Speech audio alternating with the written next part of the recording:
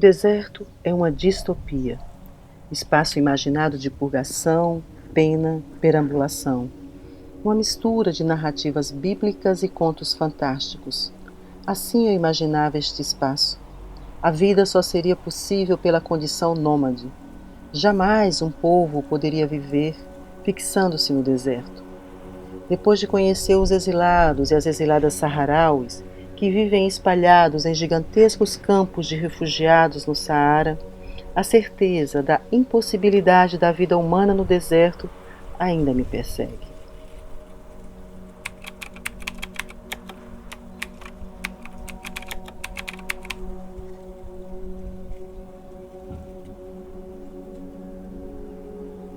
Já era final da tarde.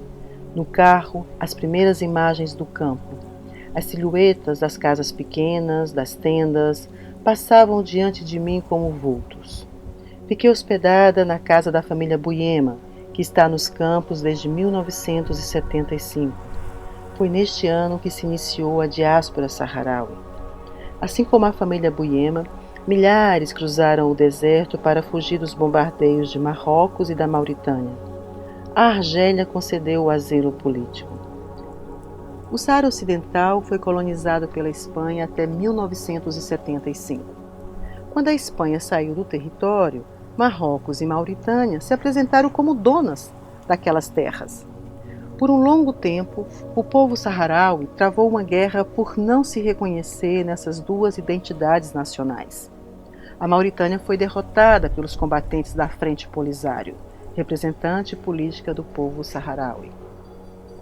Para separar as famílias que vivem nos campos daquelas que estão nos territórios ocupados, Marrocos construiu um muro de 2.720 quilômetros, o equivalente à distância entre as cidades de Brasília a Porto Alegre, e espalhou incontáveis minas subterrâneas nas cercanias do muro. Em 1991, após o cessar-fogo firmado por Marrocos e pela Frente Polisário, a ONU criou a Missão das Nações Unidas para o referendo do Saara Ocidental. O objetivo principal desta missão seria supervisionar o referendo em que o povo saharaui iria decidir pela anexação ao Reino de Marrocos ou pela organização de um Estado soberano. Após 29 anos, o referendo ainda não foi realizado.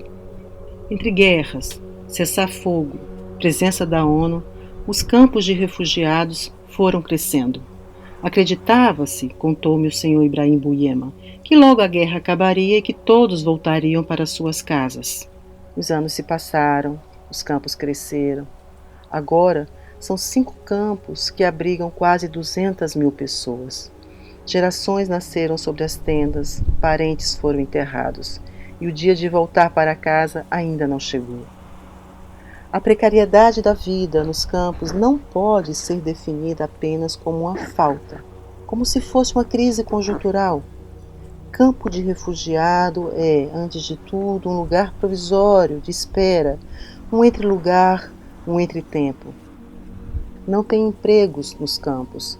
A maioria dos refugiados tem enfermidades crônicas e muitos têm sequelas da guerra. A alimentação é de baixo valor nutricional, o que provoca altos índices de anemia aguda e crônica. As diarreias também são frequentes devido à péssima qualidade da água, que é armazenada em recipientes de lona.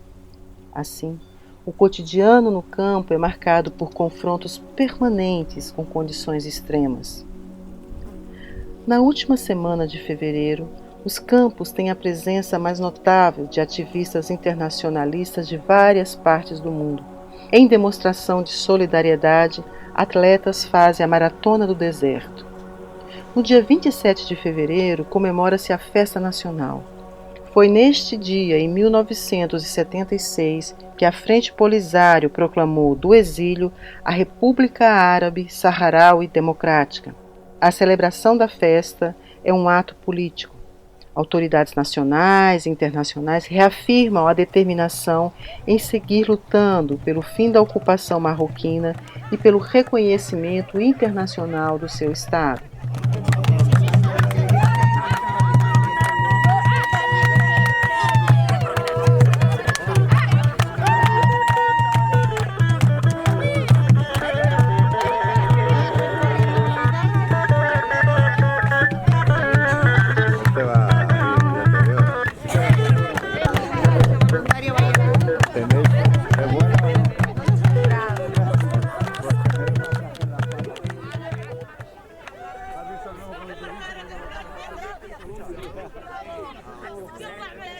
entre discursos, desfiles, músicas, a presença das crianças me produz sensações contraditórias.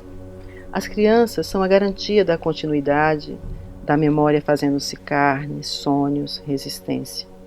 Ao mesmo tempo, o sentimento de tristeza e indignação me atravessam.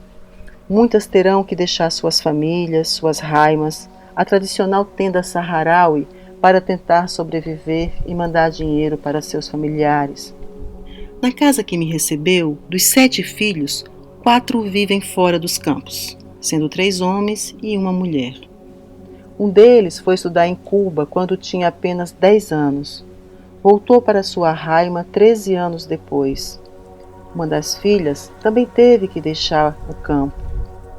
Sua filhinha ficou aos cuidados das irmãs que seguem vivendo nos campos. Já se passaram 3 anos sem reencontros, sem abraços. Visitei escolas, conversei com autoridades da Frente Polisário, conheci o depósito onde são guardados os mantimentos distribuídos às famílias. Comecei a ter pistas para responder à pergunta: como é possível a vida no deserto? Inicialmente, pode-se imaginar que a ajuda internacional seria a explicação. Sem dúvida, o apoio material torna a reprodução da vida, ainda que precária, possível.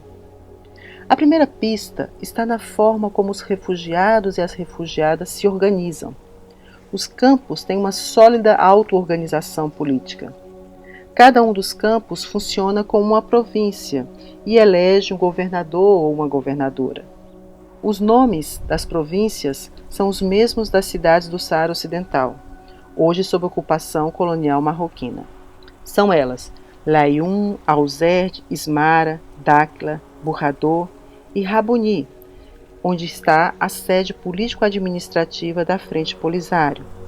Essa estratégia de nomeação é um mecanismo para aproximar simbolicamente as populações separadas pelo muro e para fazer com que os mais jovens tenham um sentimento de identificação com o seu povo, que vive sob a ocupação colonial marroquina.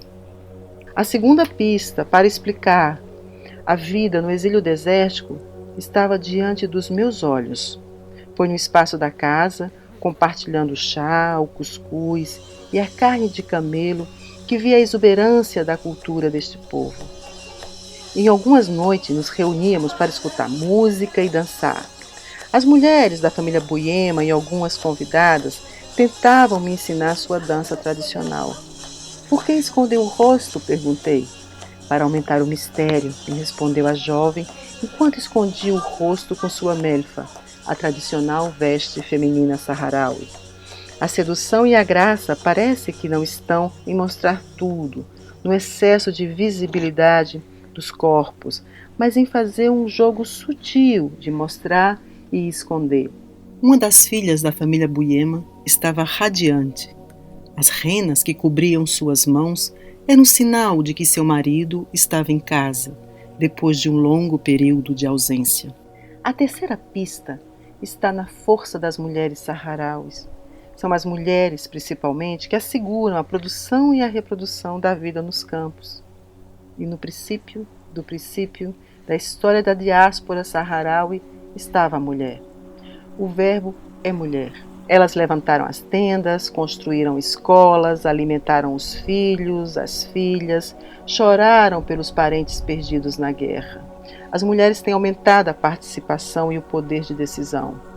Mais do que a presença da mulher em posições de poder, me instigava a pensar se as questões de gênero têm algum protagonismo nas discussões internas da Frente Polisário. Não há qualquer dúvida de que a luta central é contra a ocupação colonial marroquina. Mas a vida segue. As filhas e os filhos nascem. E como educá-las? Como educá-los? Para a governadora de Alzerd, a senhora Mariam Saleh Mad, a educação de gênero é fundamental. As meninas precisam ser educadas sem o medo do fracasso, da falha. Ela me disse: Muchas mujeres tienen miedo del fracaso. Dicen que yo no puedo hacer esto, no puedo, digamos, ser elegida porque no puedo tener éxito. Este miedo del fracaso es una barra entre muchas mujeres. Para conseguir la igualdad entre género, tenemos que cambiar las tareas de educar nuestros niños. Perguntei a várias lideranças sobre a violência doméstica e quais os dados de feminicídio. A resposta não mudava.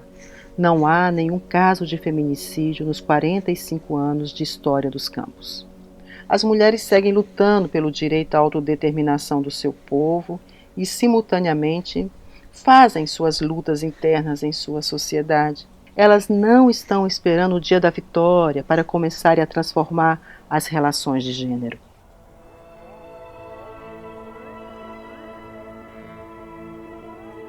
Produzo esse curto em um momento único da minha vida.